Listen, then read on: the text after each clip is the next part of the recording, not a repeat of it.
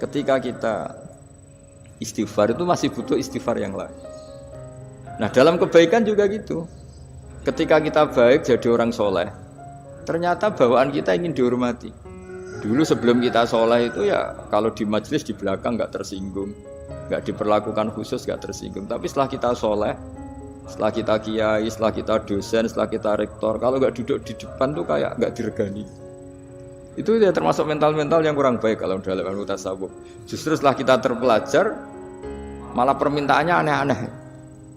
Padahal agama ini hanya mengajarkan wa ma umiru illa liya'buduha mukhlishina lahuddin. Agama ini hanya mengajarkan kalau ingin jadi orang soleh yang ikhlas. Kalau ingin jadi dosen, ya dosen yang ikhlas. Kalau ingin jadi guru, ya guru yang ikhlas.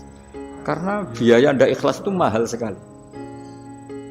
Dan kalau sudah mahal sekali ini negara bisa jebol, sistem sosial bisa jebol.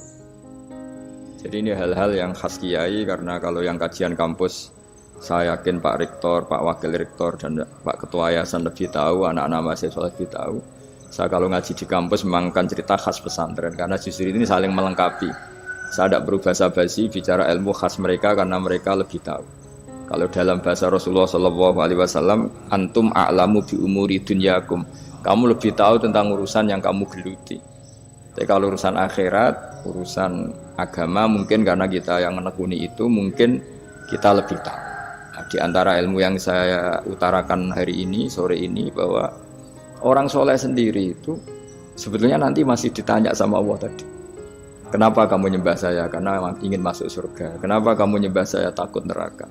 Lalu kamu tidak hormat saya, kata Allah. Ketika saya tidak bikin surga, tidak bikin neraka. Akhirnya mereka sadar bahwa ibadah itu harus murni karena Allah Subhanahu wa ta'ala. Bukan karena takut masuk neraka, juga bukan karena ingin masuk surga. Ya sama seperti kita mencintai anak kita, yaitu sebagai karena anak kita. Jangan karena anak kita ranking 1, anak kita kumplot. Lalu terus kita membiarkan anak kita saat ada anak kelas. Toh tetap anak kita. Saya mencintai suami saya karena dosen penghasilannya banyak. Lalu suatu saat kalau ada masalah di PHK atau ada masalah terus tidak suami kan.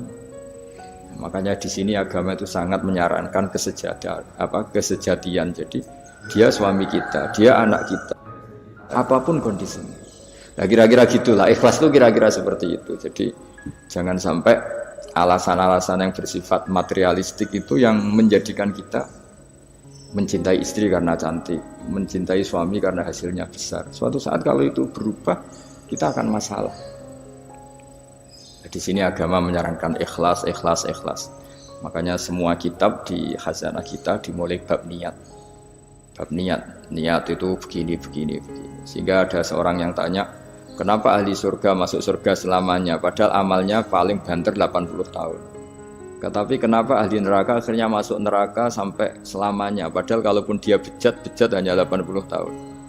Itu dijawab oleh ulama-ulama.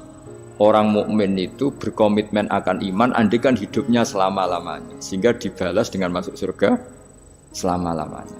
Sementara orang yang fasik yang berbuat hanya mengumbar nafsu, bayangan dia kalaupun hidup 1000 tahun ya akan begitu terus. Dan dia ketika mati dengan status dia berencana andaikan sehat maksiat terus. Karena punya rencana seperti itu diganjar neraka yang selamanya lama. Maka saya mohon niat ini juga yang harus mengilhami para rektor, para dosen. Andai kan sudah ada jabat pun tetap berkomitmen pada institusinya, pada yayasannya. Jangan kalau jabat serius, sekali tidak jabat malah ganggu. Itu nggak boleh. Harus. Saya sendiri juga gitu. Saya populer apa enggak, saya keren apa enggak, saya akan berkomitmen tetap mengkhidmati agama ini. Nah, dengan seperti itu berarti sudah biniyatin sholihatin, punya niat yang